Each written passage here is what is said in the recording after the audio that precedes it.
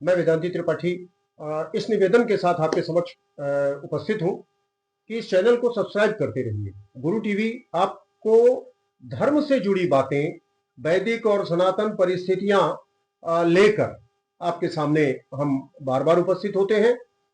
हमारा उद्देश्य आप को धर्ममयी बनाना और आपका कल्याण करना है। आज हमारे भविष्य वक्ता ज्योतिषी आदरणीय धीरेन्द्र प्रताप सिंह जी यहाँ मौजूद है, जैसा कि आप सभी लोग उनसे परिचित हैं। मैं एक आज बहुत बड़ी बात उनसे जानना चाहता हूं और शायद उससे आप लोगों का भी मन प्रभावित हो। आदरणीय, हमारे समय समय पर भगवान के अवतार हुए हैं, नारायण ने समय समय पर अवतार लिए हैं। तो सबसे महत्वपूर्ण तो नहीं कहेंगे, मेरी अपनी भाषा त्रुटि हो सकती है, सभी कलाओं से परिपूर्ण, 16 कलाओं से परिपूर्ण भगवान कृष्ण का अवतार हुआ। कृष्ण के अवतार के विषय में हमारे जो धर्म के प्रति रुचि रखने वाले लोग हैं, उनकी भी बहुत स्पष्ट स्थिति नहीं है। तो उनके गूढ़ता को, उनकी रहस्य और वो सब जाने। क्या भगवान कृष्ण, जैसे कि आप ज्योतिषी हैं और आप बड़ी गंभीरता से ज्योतिष के बारे में लगन है आपकी और बड़ा आप खोजबीन करते हैं, तो एक मेरे मन में प्रश्न आया कि क्या भगवान कृष्ण की भी कुंडली कहीं आपको मिली, आपने खोजा, और वो कुंडली क्या कहती है और है क्या वस्तुतः भगवान श्री कृष्ण की कुंडली, वो थोड़ा सा बताने का कष्ट करें।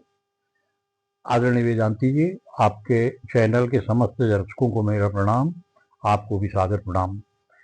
प्रश्न बहुत ही सुंदर है, किंतु इसमें समय थोड़ा सा ज़्यादा लग सकता है, क्योंकि इसके पहले भगवान कृष्ण की एक कथा के बारे में जानना आवश्यक है। जी।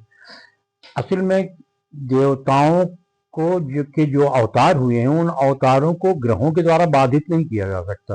वे अपनी स्वेच्छा से ही उन्होंने समय निर्धारित किया है और स्वेच्छा से उनका अवतरण हुआ है। किंतु जैसा ही लीला उनको करनी थी, उसी तरह उन्होंने बैठा दिए हैं, ग्रहों की स्थिति बना करके उन्होंने अपना अवतरण किया। तो मुझे जो सूर्यदास जी द्वारा और गर्गाचार्य जी के द्वारा बताई गई भगवान कृष्ण की कुंडली का वर्णन अलग अलग जगहों में मिला है, मैं आज उसका वर्णन करके आपकी उत्कंठा शांत करने का प्रयास करूंगा। जब विभिन्न राक्षसों के दुष्प्रभाव से पृथ्वी व्याकुल हो गई, जैसा कि आप लोग जानते हैं, और पृथ्वी ने ब्रह्मा के सामने जाकर के स्तुति की कि हे प्रभु, यदि इन राक्षसों से मुझे मुक्ति नहीं मिलेगी तो मैं पुनः रसातल में डूब के चली जाऊंगी। इस बात से ब्रह्मा प्रभावित होकर के ब्रह्मा भी नारायण के पास गए और नारायण की स्तुति करने लगे। नारायण की स्तुति करने में भगवान परमेश्वर ने अपने श्याम और श्वेत 2 केश उखाड़े और देवताओं से बोले कि मेरे ये दोनों केश पृथ्वी पर अवतार लेकर पृथ्वी का भार रूपी कष्ट दूर करेंगे। इसका विष्णु पुराण में पृष्ठ संख्या 64 अध्याय 1 में एक श्लोक वर्णित है।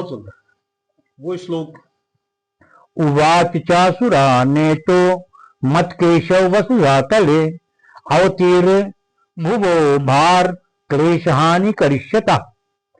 अर्थात मेरे ये 2 केश धरती के भार का क्लेश हरेंगे। भगवान परमेश्वर ने कहा है कि वासुदेव जी को देवी के समान देवकी नाम की भार्या है। उसके 8वें गर्भ में मेरा यह श्याम केश अवतार लेगा। तत्पश्चात नारायण ने योग निद्रा को निर्देशित किया कि देवकी के 8वें गर्भ में जब मैं स्थापित होऊंगा, उस समय तू भी तुरंत यशोदा के गर्भ में चले जाना। तथा वासुदेव जी की रोहिणी नाम की दूसरी भार्या रहती हैं, उसके गर्भ में कंस द्वारा मारे जाने पर मेरा शेष नाम का अंश जो बचेगा, वो रोहिणी के गर्भ में ले जाकर इस प्रकार स्थापित कर देना जिससे उसी के जठर से उत्पन्न हुए समान जान पड़े। वही मेरा दूसरा श्वेत केश होगा, जो शैल शिखर के समान वीर पुरुष गर्भ से आकर्षण किए जाने के कारण संकर्षण नाम से विख्यात हुआ। इन्हीं का दूसरा नाम बलराम है। जैसा हम लोग जानते हैं कि भगवान कृष्ण के बड़े भाई के रूप में बलराम पधारे थे, और इसकी एक छोटी सी कथा आपको मालूम ही होगी कि कृष्ण लक्ष्मण जी ने राम अवतार में भगवान से विनती की थी कि आपके कारण मुझे बहुत कष्ट उठाना पड़ा है, मैं छोटा हूँ, तो इसलिए अगले जब आप अवतार लेंगे तो अगले अवतार में मैं बड़े भाई के रूप में आऊंगा। तो अगले अवतार में भगवान स्वयं शेष इस अवतार में बलराम के अवतार में पधारे। योग निद्रा तुम स्वयं नवमी को उत्पन्न होगी।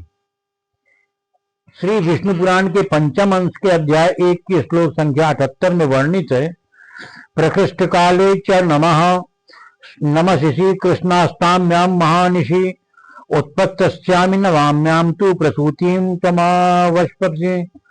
भगवान ने आगे योग निद्रा को बताया कि उस समय मेरी शक्ति से मति फिर जाने के कारण वसुदेव जी मुझे तो यशोदा के और तुझे देवकी के शयन गृह में ले जाएंगे।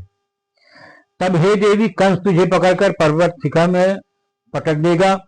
उसके पटकते ही तू आकाश में स्थित हो जाएगी और इंद्र सर झुकाकर प्रणाम कर अपनी भगनी के रूप में तुझे स्वीकार करेंगे।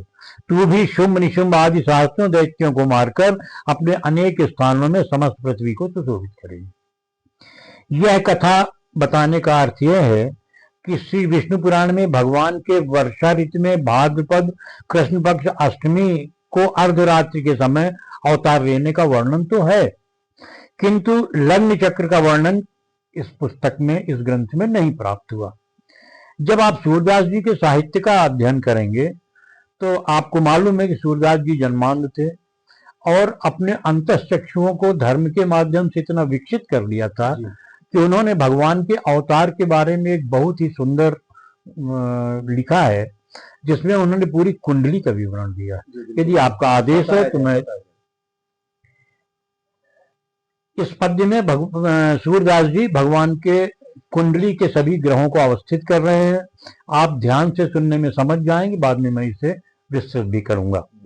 नंद जू मेरे मन आनंद भयो, मैं सुन मथुरा ते आयो, लगन सोध ज्योतिष को गिरिकर चाहत तुम्हें सुनायो, संवत्सर ईश्वर को भादौ, नाम जू कृष्ण धर्यो है, रोहिणी बुद्धि 8 अंधियारी, हर्षण जोग पर्यो है, वृख है लग्न उच्च के उड़पति, तन को अति सुखकारी, दल चतुरंग चले संग इनके होई है रसिक बिहारी, चौथी राशि सिंह के दिन मणि, महिमंडल को जीते, करी है नाश कंस मातुल को, नेचे कौ दिन बीते, पंचम बुध कन्या के शोभित, पुत्र बढ़ेंगे सोई, छठे शुक्र तुला के संयुत, शत्रु बचे नहीं कोई, ऊंच नीच युवती बहु भो गई, सप्तम राहु पर्यो है, केतु मूर्ति में श्याम वरण, चोरी में चित्त धर्यो है, भाग्य भवन में मकरमयी सुत, अति ऐश्वर्य बढ़े गो, द्विज गुरुजन को भक्त होई कई का, कामिनी चित्त हरे गो, नौ निधि जाके नाभि बसत है, मीन बृहस्पति केरी, पृथ्वी भार अवतार लिया यह मानो तुम मेरी, तभी नंद महर आनंद गर्ग पूज पहिरायो, असन बसन बजगाज गजबाज धेन धन भूरि भंडार लुटायो, बंदी जन दौरे जस गावै, जो जांचो सो पायो, ब्रज में कृष्ण जन्म को उत्सव सूर विमल जस गायो। इस जो पद्य है इसमें जो ज्योतिष में लग्न चक्र बनाया जाता है उसमें कौन सा ग्रह किस भाव में अवस्थित है इसका वर्णन किया है। उसे मैं हिंदी में भी यदि आदेश हो तो मैं बता दूं। सूरदास जी की इस पद के अनुसार भगवान कृष्ण की कुंडली वृष लग्न की बनती है। लग्न में चंद्रमा केतु विराजे हैं, चतुर्थ भाव में सिंह राशि के स्वग्रही सूर्य, पंचम भाव में स्वग्रही बुध, सप्तम भाव में स्वग्रही शुक्र एवं उच्च के शनि विराजे हैं। सप्तम भाव में वृश्चिक के राहु, भाग्य भाव में मकर के मंगल और आय भाव के स्वग्रही मीन के बृहस्पति विराजे हैं। उपरोक्त दैवज्ञ सूरदास जी रचित पद्य में वर्णित कुंडली के ग्रहों की स्थिति भगवान कृष्ण अवतार की लीलाओं के पूर्णतः अनुकूल है।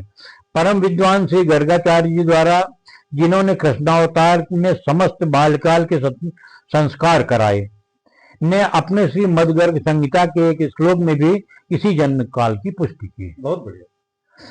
मुचुर्देव मुख्यास्त गर्जंतस्त धनाजलम, भाद्रे बुधे कृष्ण पक्षे रात्रे हर्षणे वृखे, कर्णष्टाम्यां मध्यरात्रे नक्षत्रे समहोदये, अंधकारावृते काले देवक्यां शौरि मंदिरे, अविरासिद्धारि साक्षादन अरण्य मध्य अग्निवत् अर्थात और गरजते मेघ बरसने लगे। ऐसे समय में भाद्रपद मास के कृष्ण पक्ष बुधवार, रोहिणी नक्षत्र, हर्षण योग, अष्टमी तिथि और वृष लग्न आधी रात जिस समय चंद्रमा का उदय भी हो गया था और लोक अंधकार से आच्छादित था, तब वासुदेव के मंदिर में देवकी के गर्भ से साक्षात हरि भगवान का प्रादुर्भाव हुआ, जैसे अरण्य में भक्ति प्रकट होती है। मतलब गर्गाचार्य जी और सूरदास जी की दोनों की बातें यहाँ मिलती हैं, इसीलिए हमने दोनों की बातें आपको बताई हैं। इस तरह से वासुदेव जी के मंदिर में माँ देवकी के गर्भ से साक्षात हरि का कृष्ण अवतार हुआ तथा देवकी के 7वें गर्भ को योग माया ने देवकी के पेट से खींचकर ब्रज में रोहिणी के पेट में रख दिया। आगे उनके उत्पत्ति का भी वर्णन है, जो आगे जब कभी भी आप प्रश्न करेंगे तो उसके बारे में मैं वर्णन करूंगा। नमस्कार, धन्यवाद। ये जानकारी आप लोगों को, अति दुर्लभ जानकारी धीरेन्द्र प्रताप सिंह जी द्वारा दी गई। आपका कल्याण हो, हमारी यही कामना।